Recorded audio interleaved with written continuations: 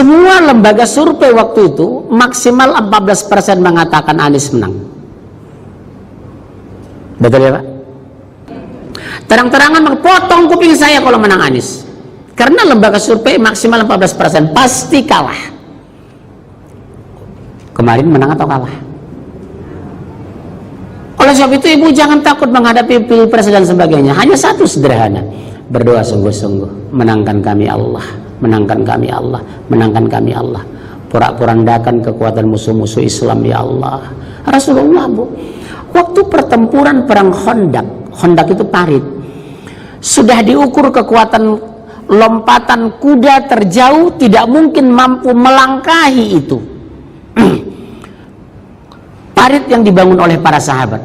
Karena Islam waktu itu 1000, orang kafir 10.000 bu. Saya ini dulu pendidikan militer. Tidak mungkin dalam teori militer mampu 1000 mengalahkan 10.000. Teori militer, teori otak, bukan teori Allah ini. Apa yang terjadi bunda?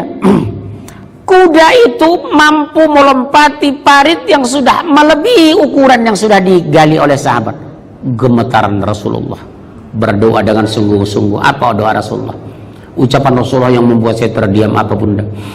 Ya Allah, jika engkau kalahkan kami dalam pertempuran ini, tidak ada lagi yang menyembahmu di muka bumi ini. Subhanallah.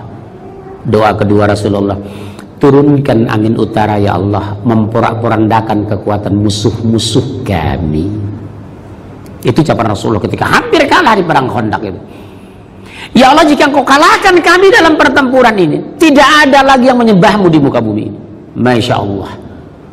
Doa kedua Rasulullah, ya Allah, turunkan angin utara, memporak-porandakan kekuatan musuh-musuh kami.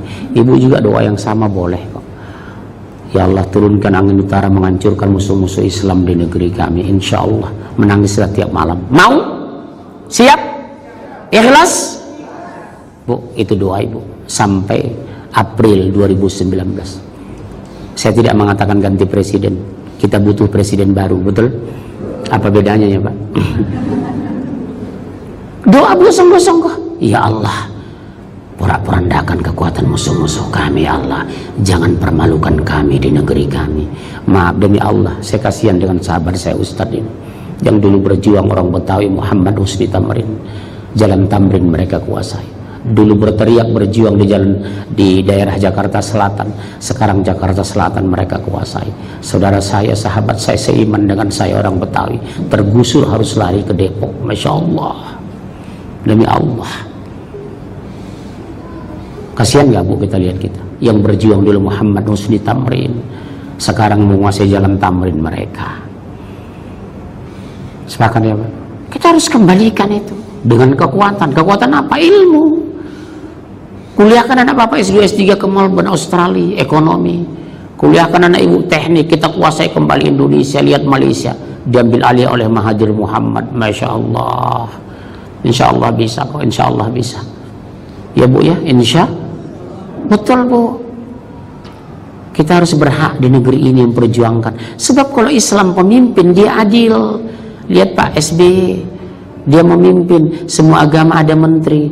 Lihat Pak Jokowi jadi presiden, semua agama duduk jadi menteri, tapi mereka dari presiden, apa ibu diselamatkan?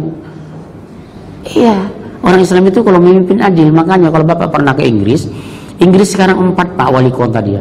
2 diantaranya wali kota terbesar, London dengan Oxford. Padahal London kota terbesar di Eropa, wali kotanya muslim.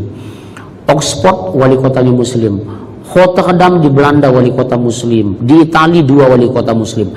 Saya tanyakan, kenapa mereka mau memilih wali kota muslim padahal London Islam cuma 7%? Karena orang Islam itu jika diangkat profesional dan adil. Masya Allah. Betul Pak, silakan Bapak ke London. Silakan Bapak naik kendaraan darat ke Oxford, 2 jam 15 menit kita dari London ke Oxford. Kita bahagia sekali. Pemimpin tertinggi di sana orang muslim, saudara seiman kita, Masya Allah. Tapi adil bu, tidak melecehkan agama lain, tidak merendahkan kitab suci agama lain, fasilitas diberikan. Itulah kalau orang Islam memimpin. Saya bercita-cita jadi presiden, tapi nggak ada yang milih. Jangan ketawa bu, ngenyak itu. Ya terus ayat itu Pak. Setelah ini Sesungguhnya dalam hati mereka kaum muslimin lebih ditakuti daripada Allah. Yang demikian itu karena mereka orang-orang yang tidak mengerti. Apa bu? Mereka kenapa sampai berbasa-basi di depan kita, menipu kita? Ternyata ada klarifikasi resmi, pernyataan resmi dari Allah. Kamu itu lebih dia takuti dari Allah. Dia tidak tahu kemunafikannya, nifaknya, penyakit hatinya. Allah tidak tahu. Sampai begitu pernyataan Allah itu. Kamu lebih ditakuti mereka dari aku, kata Allah. Artinya dengan manusia mereka berbasa-basi menyusun kata yang indah dan manis, ternyata ujungnya mengepung dan menghancurkan kita. Mereka lebih takut sama kamu daripada aku, kata Allah. Sampai begitu mereka itu. Dan itu kenyataan. Saya selalu korban, bu. Sampai ada yang menuduh, berapa Anda dibayar bicara seperti itu? Subhanallah. Saya pernah mau dihabisi, bu, sama mereka. Saya pernah disantet sama mereka. 6 bulan saya seperti jenazah dulu. Luar biasa. Apa mereka bilang? Hebat kamu ya Munzir. Saya santet pakai dukun dari Banten, kamu nggak mati. Bukan saya yang hebat, kematian takdir belum sampai. Ibu bunuh diri juga kalau belum waktunya mati, nggak mati, bu. Ibu melompat dari pohon juga kalau nggak mati paling pinggang patah kok. Bunuh diri itu kematian fasik loh, mati fasik. Kalau ibu ada niat mati bunuh diri, tolong batalkan ya bu, jangan. Karena kematian bukan akhir dari segalanya, kematian awal dari sebuah pertanggungjawaban loh. Untuk apa ibu stres? Sekaya-kaya orang kain kafan, semiskin-miskin kain kafan kok. Semewah-mewah rumah 12 jam sudah dikeluarkan kok. Sekecil-kecil rumah 12 jam meninggal sudah diusir kok sama suami ibu. Maksimal ibu 14 jam kok jadi jenazah. Jam ke-15 sudah disuruh keluar dari semua. Karena sudah dimandikan, sudah mau disolatkan. Setahu saya Rasulullah sendiri tidak disolatkan di masjid sebenarnya. Umar bin Khattab meninggal gak disolatkan di masjid. Kita Indonesia semua jenazah masuk masjid. Waktu hidup aja gak pernah masuk masjid. Masuk masjid cuma 2 kali dia. Pertama nikah, kedua jenazah. Sudah masuk yang kedua, tempatnya di depan lagi, depan imam. Masya Allah. Orang gak berani pun depan imam, dia langsung depan imam. Hebat kan jenazah itu? Sombong kan? Masya Allah. Ibu jangan ngotot ngajak orang ke masjid. Bapak juga gitu. Pak Rizal ke masjid, yuk. Ngapain ngurus saya, berangkat aja sendiri. Dalam hati, suatu saat bapak ke masjid kok. 3 hari kemudian bapak salat zuhur, diumumkan inna lillahi wa inna ilaihi raji'un, telah meninggal Bapak Rizal SH, MC, MSc, PSD, PHK, PKK. Kan gitu titelnya ada 5.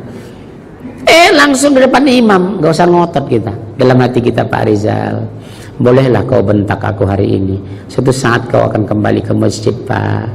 3 hari kemudian sudah di depan imam dia. Enggak sopan lagi, tiduran depan imam. Masya Allah.